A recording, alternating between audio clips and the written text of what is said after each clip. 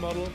So he's a Princeton dropout, and his last company sold for $45 million. So quite an impressive track record, and very glad to have you here, and especially glad about your stories that you're going to share about how to like hustle and how to sell your startup and market it properly. So it's very great that we also have this perspective after a lot of like technology product things, like a great talk on marketing. So welcome very much, Mick, here, and give him a hand. Thank you.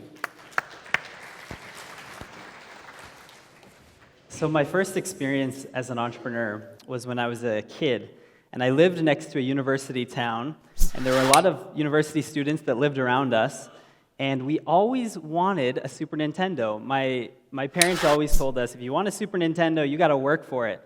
So my three brothers and I, we came up with this idea, and we said, okay, we're going to knock on doors of all the university students around us, and we're going to say, we'll take out your trash for any amount of money, any change, any loose dimes, quarters, etc. And we did that for a whole summer, and finally we're able to get our Super Nintendo. And I remember plugging it in, inviting all my friends over, excited to just get it going. And we turned it on, and we forgot we didn't have any games. And my parents felt so bad for us. They were able to finally just get us Mario Kart, Street Fighter. And that was one of my first experiences realizing how cool it is to just create something valuable or do something valuable, and people will, in exchange, pay for it. My first website I ever created was Mick's Pimpological Biosphere. I have no idea why I called it that, but I did. And it had breakdancing instructions, it had chess openings, it had useless facts, it had animated GIFs, it had all sorts of crazy stuff. But ever since I was a young age, I was always hacking on websites. And I've always been more of a front-end developer, designer, but I was good enough to just put stuff together. I went to Princeton University, and after my first year, I dropped out, and I started a company called Zinch. And it was a website that connected high school students with universities. So high school students would create a profile, and then universities would go on and search for the types of students that they wanted to recruit. And very early on, we realized that it was really hard to capture the attention of high school students. They just didn't seem to care about much of anything. And so we tried all sorts of different things and ideas to try to get them to sign up and to care.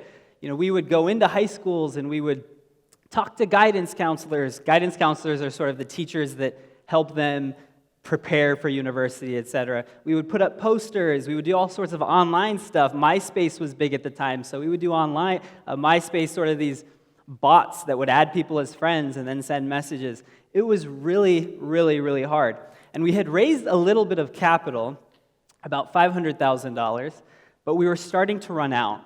And even though it was a massive pain point for universities, and they were chomping at the bit, excited to use this service, we just couldn't create the momentum and the traction on the high school student side. So at the time, at this phase, that we were backs against the wall, about to die, there was this big basketball tournament that happens every year in the US, and it's called the NCAA basketball tournament, sort of March Madness, college basketball, university basketball. And we said, what if we did a scholarship competition that was sort of like that, where students would go head-to-head, and based on votes, you would sort of move on to the next round. And so we basically said, okay, we're going all in on this idea, $20,000 scholarship, and we had regions and brackets and all sorts of things so that people could try to get votes, and we could try to get momentum and traction, because we knew that unless we started to see growth, we were going to die, because we needed investors. And that was the only way for us at the time to try to convince investors to give us money. And so we did this, and it was amazing to see because the students started getting their parents involved, their friends involved. Entire high schools started rallying around these candidates, trying to get votes for them. And to vote, you had to sign up, and obviously sign-ups are good for us in terms of traction and momentum. Students started creating YouTube videos, they started getting on radios, TV stations. It was really cool to see all of the momentum and the excitement around this scholarship competition. And it enabled us to get the momentum, get the excitement, and ultimately get the investors so that we could survive. It enabled us to take on additional funding. And it was at that moment, oftentimes, there's a quote, sort of, necessity is the mother of all invention, and for us, it was the case. We were about to die. But it was through that experience that we realized scholarships were the key to getting high school students to sign up for our website. And that became the engine for us to sort of a flywheel of getting high school students to sign up, and then the universities would still use it to recruit and communicate and market to these students. And this is, we had an office in China, on the cover of numerous magazines, going to different trade shows. We finally figured it out. And after 6 years, we had about 80 employees, 10 million revenue run rate, 75% of all US high school students were using this service. So it was a great outcome as well. We were acquired by Chegg, which at the time it was a private company, for $45 million. Now they're a public company. But that was 6 years. 6 years is no overnight success. So many ups and downs. I only shared just one blip on that whole journey. If you don't grind, you don't shine. I think with movies and media, it's so easy to think that startups are actually easy or glamorous. They're not. They're really hard. And I like this quote so much that I wanted to put it on the door of my next office. I didn't want to stay on with the bigger company. I love startups too much, so I had to see if I could do it again, to see if it was luck or to see if I could actually had any skill to do this. So if you don't grind, you don't shine. That was sort of at the front of our door. And I started working on this product called Undrip, and essentially it used algorithms to try to surface the most interesting content in your social graph. Very competitive space, we know, especially a few years ago. We were rejected by over 100 investors. I said, but what about my big success? And they said, that was an education. Now you're doing something in mobile social media. And it was hard, very hard. You will often find friction and people saying no. You have to figure out a way around it. You have to figure out a way to keep going. I wasn't going to let that stop us. I had always wanted to make, I'm not a musical person, but I'd always wanted to make rap videos. I'd always wanted to make music videos. I thought it would be fun. And one of the great things about startups is that there's nobody saying, nope, you can't do that. You can do whatever you want. And so I decided to do a campaign around fundraising, and I brought one of my really good friends to help. He's a musician out of LA. He's a rapper. He's the guy on the right. I had one of his buddies produce a really high-quality song. And we presented this campaign, and I'll show you the video in a second, called Hip Hopportunity. It says, we hack, we design, we hustle, and we spit rhymes. And the whole campaign, it was called We Need an Angel. And the idea was to try to attract angel investment so that we could build out our startup. Let's see if this video plays.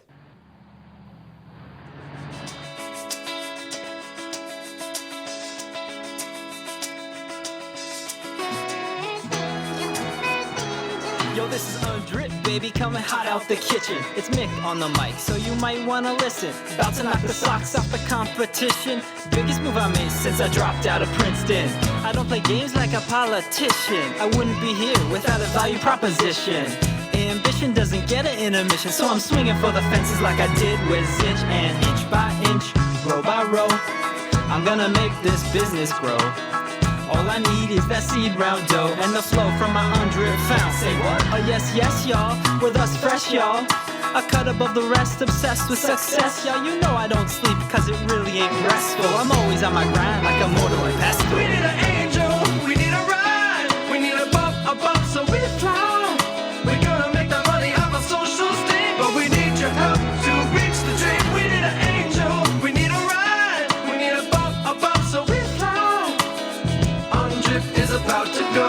We just need an angel to unlock the flow. Coming straight out of Soma, the valley of silicone in the zone, writing code till we. So that was the other guy. He was really good. But we don't have a lot of time, so I wanted to keep going. But we made a rap video, and it was so much fun, and it was a success. We ended up getting, well, don't be afraid to fail. Don't be afraid to try crazy stuff. Sometimes it just might work. We ended up getting all sorts of press, and we ended up getting all sorts of inbound interest from investors. And we had no idea often who these investors were. We just needed money. We wanted to work on our startup. And we ended up getting investment from somebody who had connections with TechCrunch, so then we presented at TechCrunch Disrupt. We were invited to a party in Silicon Valley. So I was living in San Francisco. I don't know if you guys know MC Hammer, but I like MC Hammer. And we were invited to perform our song live at a party that he was at. So it was super cool. And then the guy on the far right, Tim Draper, well-known venture capitalist. So it was awesome. It was so much fun. We took a risk, we took a gamble, and we were able to raise the money we needed to raise to build our startup. And we thought from there it would be all roses. Well, it wasn't. Turns out it's really hard to get people to care about much of anything. It's really hard to get people to care about what you're building. And we realized that, especially in social media, super noisy. And it was expensive for us to run our servers, churning through all this data, trying to figure out what's the most interesting content. It was expensive. And we were starting to run out of money, and we weren't seeing a lot of growth. Hurricane Sandy was a big hurricane that hit on the eastern seaboard of the United States. And I've always been one to try to volunteer, get involved, be charitable, whatever. I just enjoy doing that. And everybody, it was about a year after we had launched that first video, and just people would recognize us from that first video in San Francisco, and they'd always ask, when are you guys going to come out with another music video? We loved it. And so we figured, okay, let's do another music video, but this time let's see if we can raise money for a few small businesses that were devastated by Hurricane Sandy. So we did that. We identified an embroidery shop, a restaurant, and a bagel shop. Got to know them, and we said, we are going to help you rebuild. And so we made this video, and it's called Lucky Ones. And the reason we call it Lucky Ones is because as entrepreneurs, we feel we're just lucky to be doing this, to be building the future that we want to build. And so I decided to invite a bunch of Silicon Valley investors and entrepreneurs to be part of this video, because I didn't want it to be about us. Obviously, I hoped that there was some sort of goodwill and some sort of promotion, but it was really about the community and about trying to raise money for these people. So let's watch this video.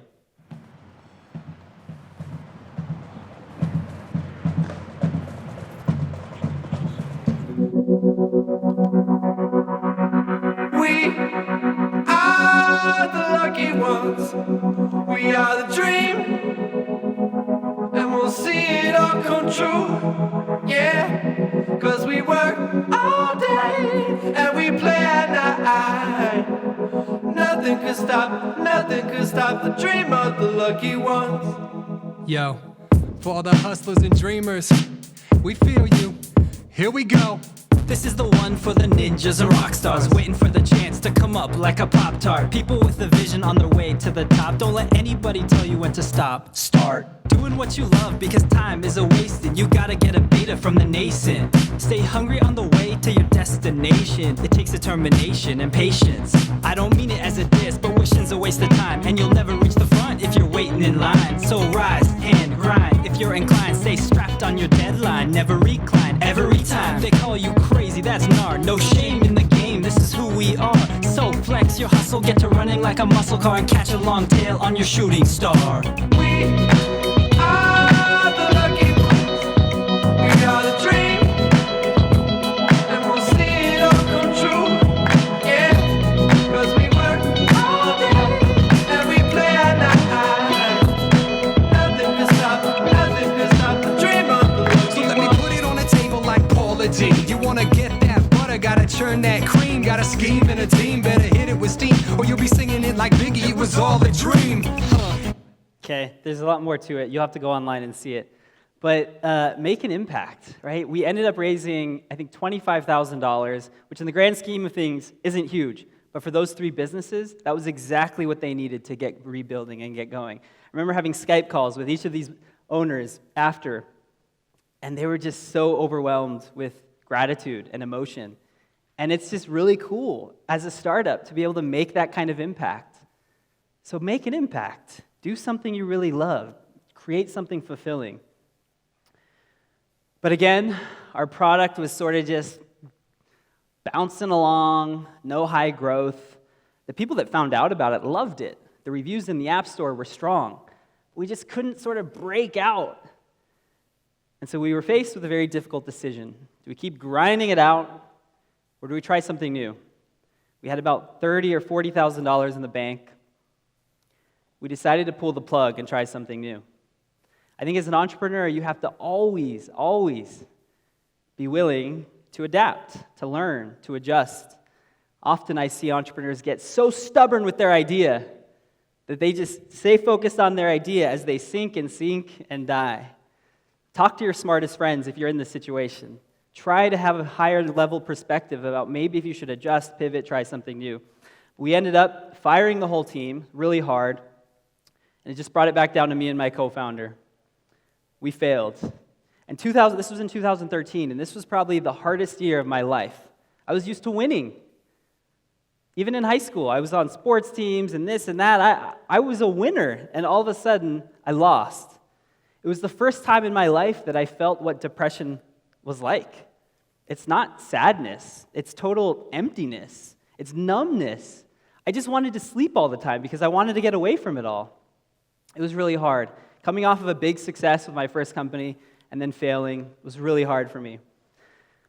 My co-founder and I, we decided that we would keep going. We said we would work on something new. And I had always been frustrated with email, so we started working on a mobile email app. At the heart of it, we wanted to add a little bit more structure. We felt like with the lack of structure meant a lack of interoperability with other applications, a lack of efficiency, lack of productivity. We felt like there should be more structure. So this is the summer of 2013. I had all my friends over. We often had these hack nights. And we found that doing what we wanted to do was really hard on top of email, on top of these legacy protocols. Dead end, false start. We felt like we were building a house of cards. So even as we were working on this new product, we were just bumping into these trials. Again, it was such a hard year. I remember really relying heavily on my family, my wife, my 2 kids, and just trying to maintain that perspective of what is most important in life. I remember an experience, it was towards the end of 2013. My son, who's now 5, he asked me one day, he's like, "Daddy, why do you work so much?" And I said, "I don't know, so I can buy you toys and so we can go to Disneyland and stuff." And then I'll never forget what he said because it shook me to the core. He said, "I don't want more toys, Daddy. I want more you." So it was at that point I said, man, maybe this startup thing really isn't worth it right now. Destroying my family relationships, totally stressed out. But I remember meeting Brad Feld in that video, the video that I just showed you. And he was one of the founders of Techstars. And we said, well, let's see if we can go through an accelerator. Let's see if we can get a little bit of momentum back, because we're pretty much about to die. Sort of a Hail Mary effort. Well, I don't know if that expression even works here, so I won't explain it. It's sort of our last-ditch effort. We got in, long story short. John Bradford was the managing director of that, and we got in.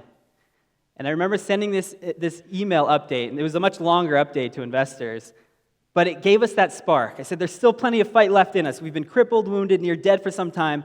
Not many startups get second chances. We count ourselves super lucky. It's time for redemption. It's time for our comeback. It's time to execute like we've never done before. And we counted that as just a huge opportunity. We came back, and we did everything we could to make the most out of that accelerator program. We moved to London. Often the first one's in the office, the last one's to leave, practicing our pitch at Hyde Park, and we executed like we had never done before. We raised supposedly, people say this, the largest seed round in Europe about 6 months ago, many, many, many millions.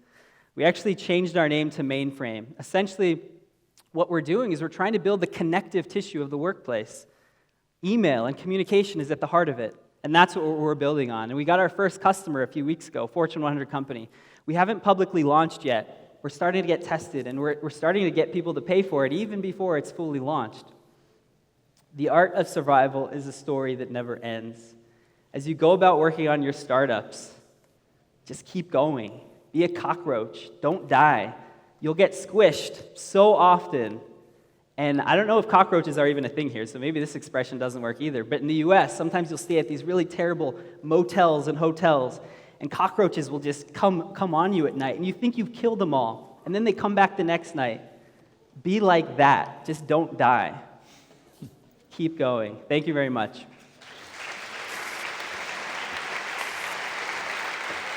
Thank you very much, Mick.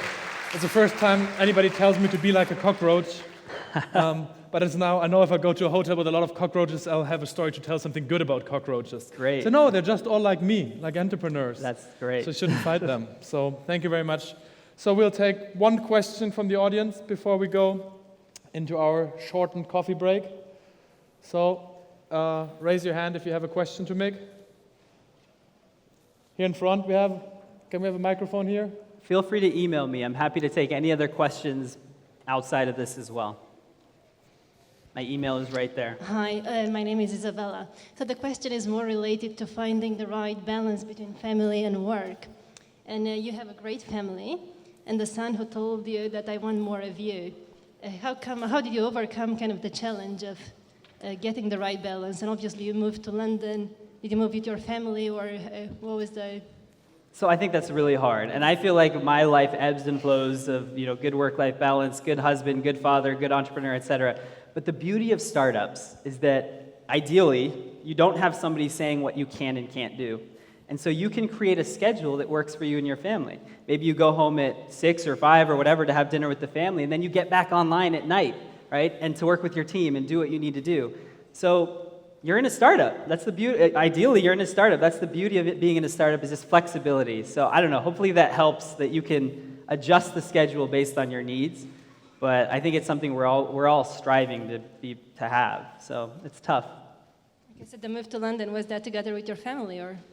Yeah. So after we moved to London for Techstars, we said, you know what? Like, this is kind of a great city. And we were in San Francisco for the last 5 years before that. And my wife and I, we love to travel, and it's just like, this is a great place to be. It's not San Francisco or New York in terms of the startup community, but it's got a lot of good momentum and a lot of good energy. And why not? Why can't great startups be created all over the world? That's what I think. So you ended up living in London now. Now we live in London. Now we live in London, yeah. That's if you're ever in London, come say hi. You can talk later offline. So we can make the introduction. I just charge 5% commission, so it's okay. So thank you very much. Thanks. We have thanks.